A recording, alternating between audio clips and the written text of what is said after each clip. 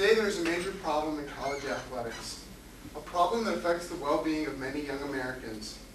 The problem is that the National Collegiate Athletic Association and the athletic departments of its member universities are ignoring the future of young athletes for their own benefit. The NCAA cares more about money than it does about student athletes. Last year, controversy stirred on the campus of our beloved university over whether Ron Mercer, one of the premier high school basketball players in the nation, would be accepted to Vanderbilt or not. Many people scoffed at Peabody College's selection committee for not granting Mercer acceptance. This decision, my friends, should have been applauded by everyone associated with Vanderbilt, everyone who truly believes in higher academics. The problem is most universities do not uphold academic standards the way Vanderbilt does. According to NCAA regulations that will be effective August 1st, 1996, entering freshmen would be eligible for athletic grants and game competition if their high school grade point average was 2.5 in a core curriculum and they had achieved a minimum 700 of the combined 1,600 points on the SAT or 17 of 36 composite points on the ACT exam. These standards are not nearly stringent enough. In 1991, the average SAT score nationwide was 896, nearly 200 points higher than the NCAA standard. And the average ACT score was 20.6 in 1990, 3.6 points higher than the NCAA minimum. These statistics are from the World Almanac. In his speech on Wednesday, Lee seemed to say that it was a burden to compete in intercollegiate athletics. In reality, it is a privilege. But the way I look at it, academics should come before athletics. With the current standards, people that would not ordinarily even be accepted into college are getting full-ride scholarships because their athletic talent and the revenue it can generate for their respective universities. The statistics are striking. Out of 150,000 high school boys that participate in basketball each year, only 3,800 play NCAA basketball as freshmen. 2,400 of those are still playing NCAA basketball as seniors, and only 64 of those make the cut for professional teams. This is according to the NCAA News. Out of the 80 NCAA Division I basketball programs that I was able to obtain statistics on, Vanderbilt ranked #1 with an average SAT score of 1093. Unfortunately, though, only 14 of those 80 schools average at or above the 896 national average. This according to academics and graduation rates that I found on the World Wide Web. It is obvious that universities like Georgetown are using their athletes for revenue when you consider that their homepage averaging a SAT score near 1,300 for regular students, while their basketball players average a mere 786 on the exam. The problem was best summed up by former Notre Dame basketball coach Hertel. We have a serious problem, he said. We forget that national championships are moments. Education is something that lasts a lifetime. To solve this problem, I propose that the minimum SAT score to compete as a freshman should be 900, and the minimum ACT score should be 21. You say, wait, that means that athletes have to score above the national average to compete as freshmen?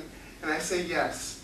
Yes, because athletes have to be above average students to keep up with their academics during their strenuous athletic seasons. I also propose that GPA should not matter as much. Anyone who acquires a 2.5 to 4.0 GPA in high school should have to meet these requirements. Under the current sliding scale system that the NCAA uses, athletes can be eligible with a high school grade point average as low as 2.0. What are these athletes going to do when they get into college and they have athletics and college academics? I believe for the students' benefit, they should sit out 1 year and try and meet these standards for their sophomore year. The reason GPAs should not be an equivalent for low test scores is the preferential treatment that high school athletes often get in their coursework. You say, how can you let almost everything ride on one test score? The students will be able to take the test 4 times.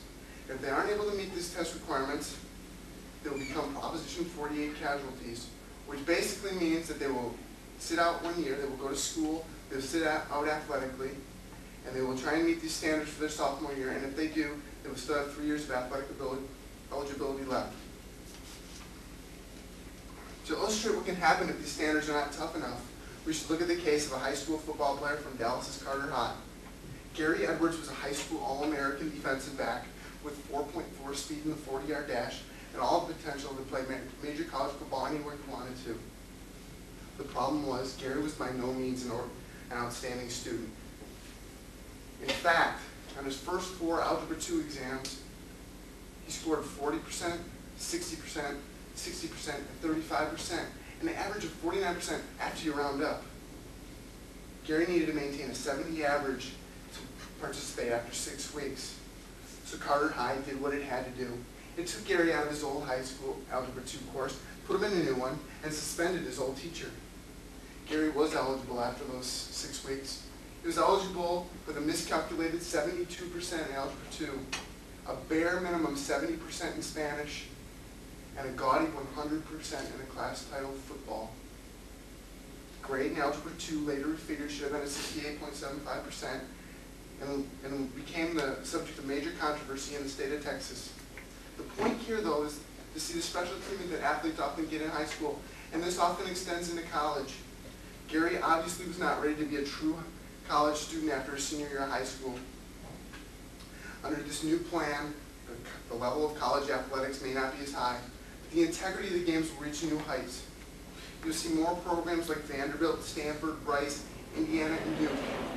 Programs that care about their student athletes more than they care about winning, more than they care about money. It is significant to note that these programs have had success even under the current standards. Even though the athletic talent may not be as great, the competitiveness will remain as great as ever. To help, you can do 2 things. You can contact the NCAA Rules Committee and specify that you think that their academic standards are too low. In a more general way, you can support your Vanderbilt athletic teams, because we are fortunate to have an athletic program that stresses academics. Yes, sure, there are athletes like Larry Johnson that go on from UNLV, become NBA All-Stars. But there are also athletes like Gary Edwards who receive scholarships to the University of Houston, but for some reason, for one reason or another, they end up in prison. In short, I would like to see college students participating in college athletics.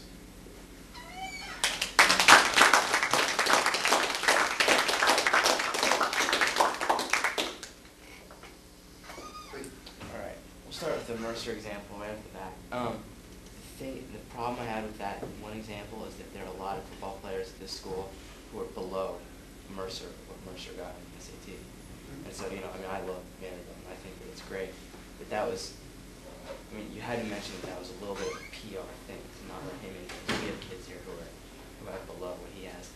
And also, we all know that when you apply to college, you're rewarded for extra talents. They look at the whole package. And when you have someone like that who is such an extraordinary talent, that's something that has to be looked into also in admissions.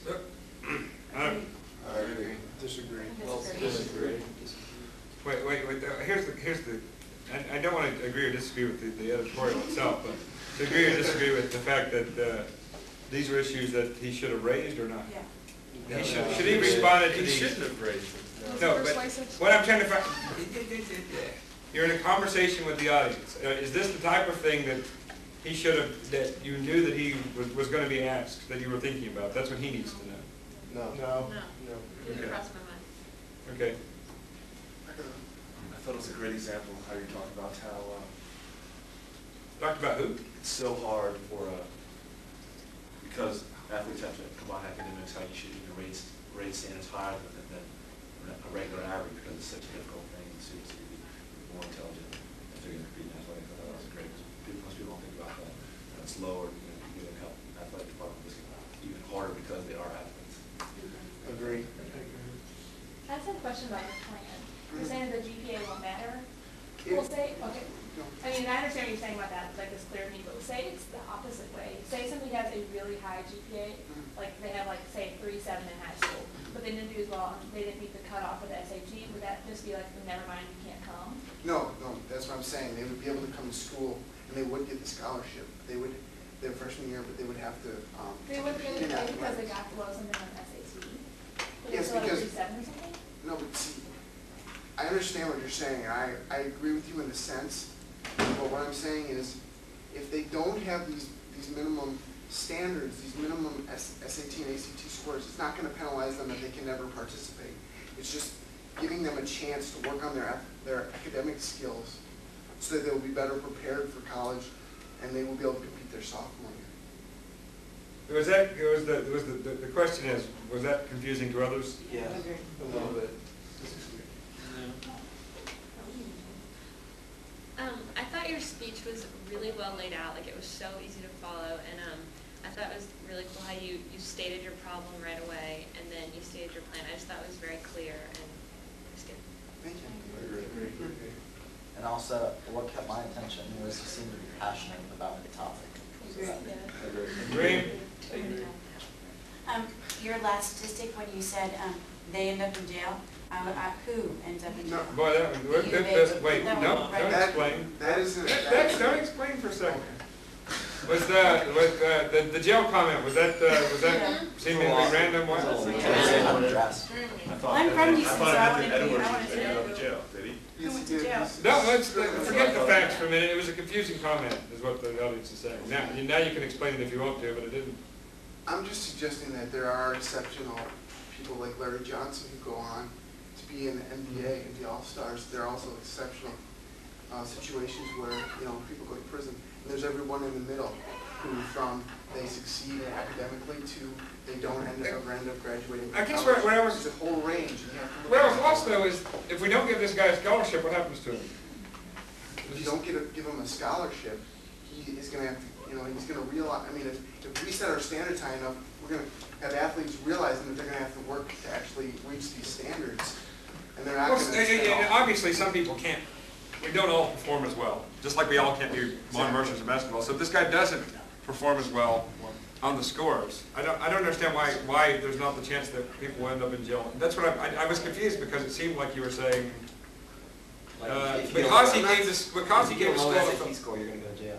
Wait, no, it sounded to me like if you get a scholarship and you're not prepared to do well in school, then you're going to go to jail. No, I'm not saying You that. put it either you go to the NBA, like Yeah. Larry Johnson, or you go to jail. Yeah, I think That's you're where showing it's it gonna on be. the spectrum. What's that?